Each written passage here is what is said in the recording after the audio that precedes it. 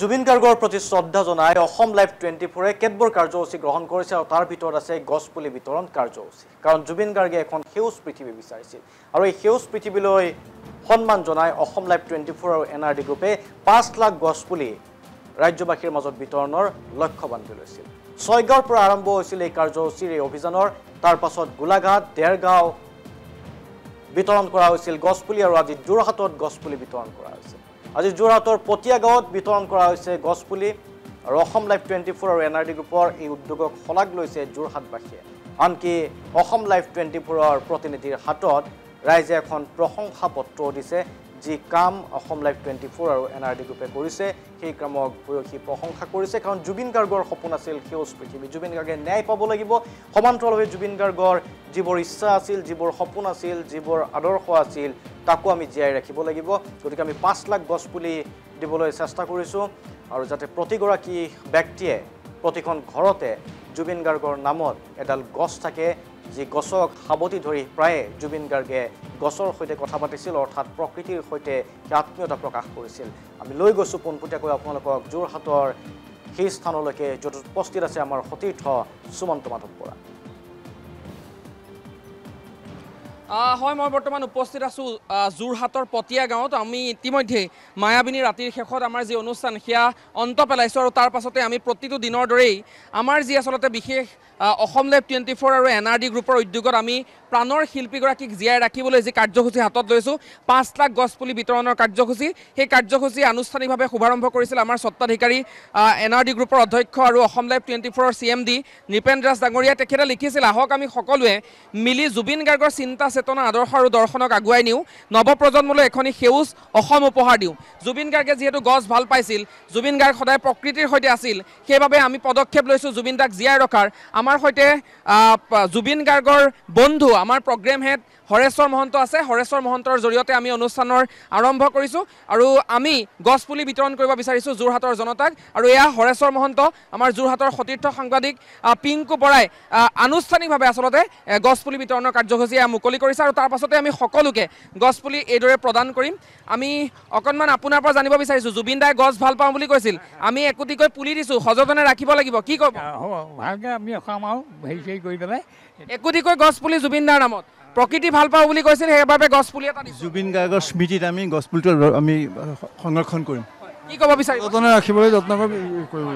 আপুনি কি ক'ব? জুবিন গাৰ্গে গছপুলি বৰ ভাল পাইছিলে পশু পক্ষী খুব ভাল পাইছিলে আমি গছপুলিটো ভালদৰে সংৰক্ষণ কৰি তেখেতৰ নামত উৎসৰ্গা কৰিম। ধন্যবাদ জ্ঞাপন কৰিছোঁ। আপোনালোকৰ কাষলৈ আহিছোঁ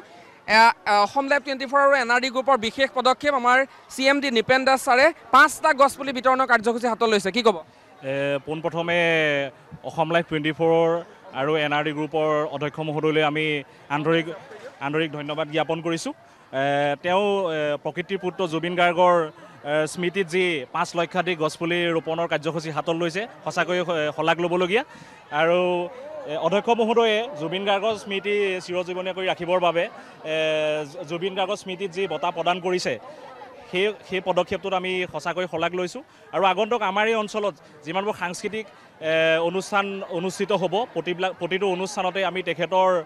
উপস্থিতি আমি একান্তই কামনা কৰিছোঁ কাৰণ তেনেকুৱা এজন সত্তাক আমি আমাৰ মাজত পাই তেনেকুৱা এজন সত্তাক আজি আমি যদি আমাৰ মাজত পাওঁ আমি ভাবোঁ আমাৰ অঞ্চলৰ বাবে অতি গৌৰৱৰ কথা হ'ব। জুবিনদাৰ এই গছপুলিটো যিদৰে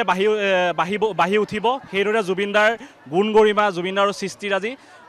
একদম চিৰন্তন কাললৈ অসমৰ প্ৰতিজন জনতাৰ মাজত জীয়াই ৰাখিব বুলি মোৰ বিশ্বাস। আৰু আমি তেওঁৰ কাৰ্যসূচী অসম লাইভ 24ৰ অধ্যক্ষ মহোদয়ৰ বাবে আমি এখন প্ৰশংসনীয় পত্ৰ তেওঁ যিহেতু ইমান মহৎ কৰ্ম কৰি আছে আমি প্ৰশংসনীয় পত্ৰ এখন তেওঁলৈ তৈয়াৰ কৰি আনিছিলোঁ তেখেতলৈ তৈয়াৰ কৰি আনিছিলোঁ আৰু এইখন পত্ৰ আমি সকলো ৰাইজৰ উপস্থিতিত অসম লাইভ 24ৰ কৰ্মকৰ্তাৰ হাতত আমি অৰ্পণ কৰিব বিচাৰিছোঁ। ধন্যবাদ জ্ঞাপন কৰিছোঁ আমাৰ অধ্যক্ষ মহোদয়ে আচলতে তেখেতলোকে লিখিছে জয়জতে বৃহত্তৰ পতিয়া গাঁও সন্মিলিত সমাজ যোৰহাট আৰু অঞ্চলবাসী ৰাইজৰ তৰফৰ পৰা আপোনাৰ লগতে সমূহ অসম লাইভ পৰিয়াললৈ আমাৰ তৰফৰ পৰা আন্তৰিক ধন্যবাদ জ্ঞাপন কৰিছোঁ সেই সুহিত আপোনাৰ সন্নিধ্যত আমাৰ অঞ্চলত আজি যি মহৎ অনুষ্ঠান অনুষ্ঠিত হ'ল তাত আমাৰ অঞ্চলবাসী জড়িত হ'বলৈ পাই আমি গৌৰৱান্বিত সেই শ্ৰদ্ধাস্পদ অসম আৰু অসমীয়া হিয়াৰ আমঠু জুবিন গাৰ্গৰ মৃত্যুৰ পাছৰ পৰা মৃত্যুৰ উচিত তদন্ত বিচাৰি আপুনি যি ব্যতিক্ৰমী প্ৰচেষ্টাৰে ৰাইজৰ মাজত সজাগতাৰ সৃষ্টিৰ প্ৰয়াস কৰিছে সেই সঁচাকৈ আদৰণীয় ধন্যবাদ জ্ঞাপন কৰিছোঁ এই উপহাৰটো আমি আচলতে অধ্যক্ষ মহোদয়ক দিম এইবাৰ আমি পৰিৱেশটো অকণমান দেখুৱাব বিচাৰিছোঁ এনেদৰে আমি অসম লাইভ 24 NRD গ্ৰুপৰ তৰফৰ পৰা জুবিন গাৰ্গৰ স্মৃতি সযতনে ৰাখিবৰ বাবে আমি আচলতে এই কাৰ্যসূচী হাতত লৈছোঁ আৰু গছপুলি বিতৰণৰ কাৰ্যসূচী আমি হাতত লৈছোঁ আৰু এয়াই হৈছে পৰিৱেশ আৰু আমি অকণমান আপোনাৰ পৰা জানিম জুবিন দাই গছ ভাল পাওঁ বুলি কৈছিল এতিয়া পুলি দিছোঁ কি ক'ব মই ভালকৈ যতনে ৰুম আৰু পুলিটো জুবিন দা নামতে ৰুম তেওঁ মানে জুবিন দা জীয়াই থকা নিচিনাই লাগিব আৰু জুবিন গাৰ্গ জীয়াই থকাৰ নিচিনা লাগিব বুলি তেওঁ মন্তব্য কৰিছে জুবিন দাই গছ ভাল পাওঁ বুলি কৈছিল আৰু আমাৰ অধ্যক্ষ নিপেন দাসে এটা কাৰ্যসূচী লৈছে 5 লাখ গছপুলি বিতৰণ কৰাৰ কি ক'ব এই কাৰ্যসূচীত আমি ধন্যবাদ জ্ঞাপন কৰিছোঁ এই গছপুলিটোৱে যাতে জুবিন দাৰ স্মৃতি গোটেই অসমতে জুৰি জীয়াই ৰাখক প্ৰকৃতিৰ প্ৰতি যি পদক্ষেপ গ্ৰহণ কৰিছে এই পদক্ষেপক আমি ধন্যবাদ জ্ঞাপন কৰিছোঁ আমি এবাৰ আপোনালোকক পৰিৱেশটো দেখুৱাব বিচাৰিছোঁ এইদৰে চাওক হাজাৰ হাজাৰ জনতা আমাৰ সন্মুখত আছে আৰু আমি হাজাৰ হাজাৰ জনতাক এইদৰে জুবিন গাৰ্গৰ স্মৃতি সদায় উজ্জীৱিত কৰি ৰাখিব পৰাকৈ তেওঁ ভাল পোৱা কামবোৰৰ জৰিয়তে আমি ধৰি ৰাখিবলৈ চেষ্টা কৰিছোঁ জুবিন গাৰ্গ ফেন ক্লাবৰ সদস্য আছে জুবিন দাৰ স্মৃতি আমি জীয়াই ৰাখিবলৈ 5 লাখ গছপুলি বিতৰণ কৰিছোঁ কি ক'ব বিচাৰিব আচলতে সঁচা অৰ্থত নিউজ লাইভ 24 অসম লাইভ 24 এটা ব্যতিক্ৰমী পদক্ষেপ লৈছে আৰু এই পদক্ষেপটো এটা আদৰ্শ হওক এটা ষ্টেটমেণ্ট হওক যে জুবিন গাৰ্গৰ আদৰ্শবোৰ আমি কেৱল চিঞৰি থাকিলে নহ'ব প্ৰেক্টিকেলি আমি কৰিব লাগিব এই গাঁৱৰ জনজীৱনত আহি পেলাই গাঁৱৰ মানুহবিলাক ইমানখন মানুহৰ মাজত প্ৰত্যেকজন মানুহকে যোৱাৰ পৰত এটা গছপুলি দান কৰাটোৱে অসমৰ আগন্তুক ক্ষেত্ৰত আচলতে সংবাদ মাধ্যমে নহয় গোটেই ক্ষেত্ৰখনলৈ এটা মানে ভাল পদক্ষেপ দিছে আৰু জুবিন গাৰ্গৰ আদৰ্শটো জীয়াই ৰাখিবৰ কাৰণে তেওঁলোকৰ সঁচা প্ৰয়াসটো আমাৰ প্ৰতিফলিত হৈছে আপুনি কি ক'ব বিচাৰিব যিহেতু কথাটো জুবিন দা ইয়াত কাকো ৰেহাই দিয়া নহ'ব জয় জুবিন দা ধন্যবাদ জ্ঞাপন কৰিছোঁ যুৱ প্ৰজন্মৰ এজন হিচাপে আপোনাৰ পৰা জানিব বিচাৰিছোঁ জুবিন দাই গছ ভাল পাওঁ বুলি কৈছিল আমি গছপুলি বিতৰণ কৰিছোঁ 5 লাখ গছপুলি বিতৰণৰ কাৰ্যসূচী হয় আমি প্ৰায় দেখিছিলোঁ প্ৰত্যেকটো অনুষ্ঠানত জুবিন দাক মানে গছপুলি লৈ তেখেতে ভাল পাইছিলে সেইটো এটা ভাল পদক্ষেপ আমি পাইছোঁ প্ৰতিজোপা গছ আমি সযতনে ৰাখিম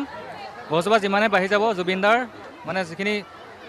সৃষ্টি সেইখিনি আমি তেওঁ জীয়াই ৰাখিম গছজোপাৰ খেতি আৰু এয়া হৈছে পৰিৱেশ এইদৰে আমি আজিৰ দিনটোত সহস্ৰাধিক গছপুলি বিতৰণ কৰিছোঁ যোৰহাটৰ পতিয়া গাঁৱত আৰু যোৰহাটবাসীয়ে অসম লাইভ 24 NRD গ্ৰুপ আৰু আমাৰ অধ্যক্ষ